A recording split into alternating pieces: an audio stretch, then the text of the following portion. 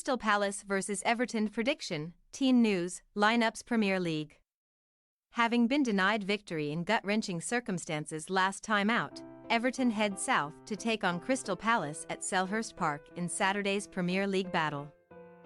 The Toffees were forced to settle for a point in a 1-1 draw with Brighton Hove Albion in game week 11, while the hosts piled more misery on Burnley in a 2-0 beating. Match preview.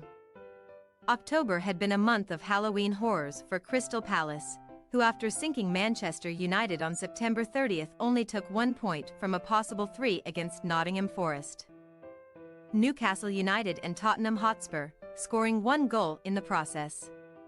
However, Roy Hodgson's men were the ones inflicting another fright on Burnley in Lancashire last weekend, as Jeffrey Schlupp and Tyrick Mitchell both capitalised on mistakes from Vincent Kompany's defenders to snap Palace's 3-game winless streak and subject the Clarets to a record-breaking 6th consecutive home loss of the season.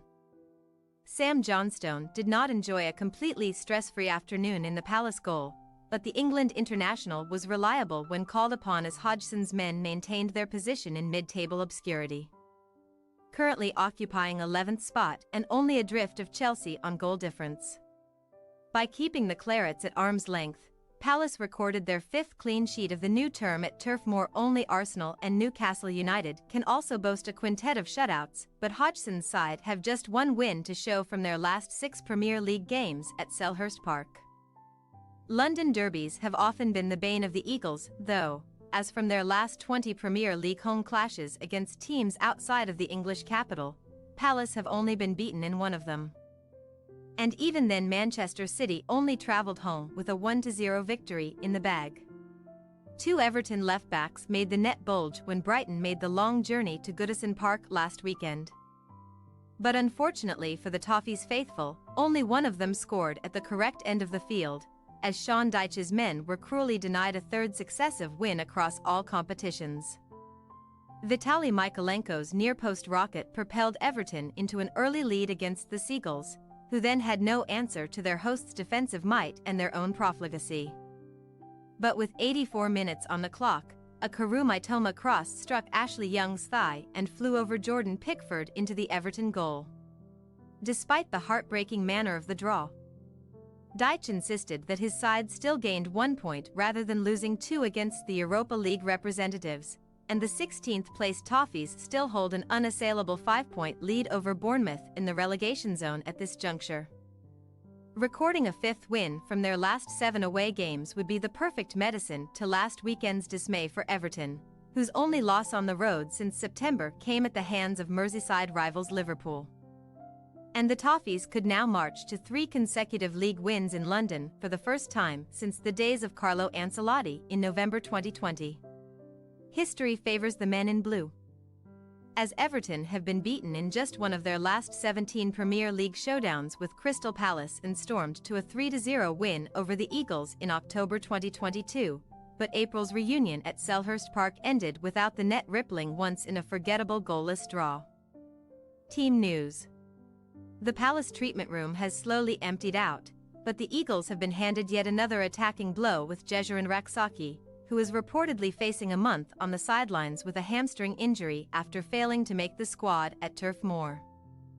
Dean Henderson and Nathan Ferguson will not be returning from their thigh injuries just yet either, while James Tompkins is working his way back from a calf problem but would have only warmed a set on the bench anyway. But Michael Ollis is fit again and will be involved.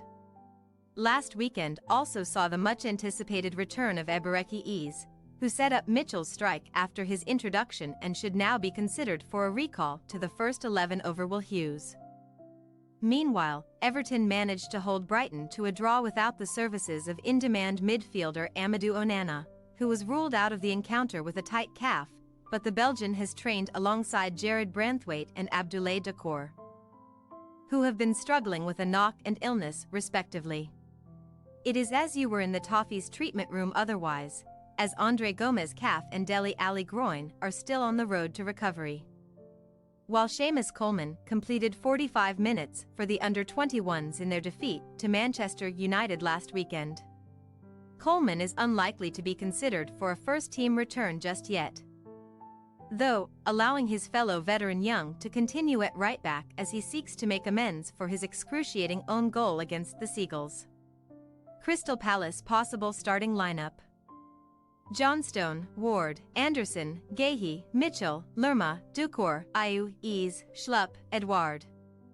Everton possible starting lineup: Pickford, Young, Tarkowski, Branthwaite, Michaelenko. Harrison, Garner, Gay, McNeil, Ducour, Calvert-Lewin. We say, Crystal Palace 0-0 Everton.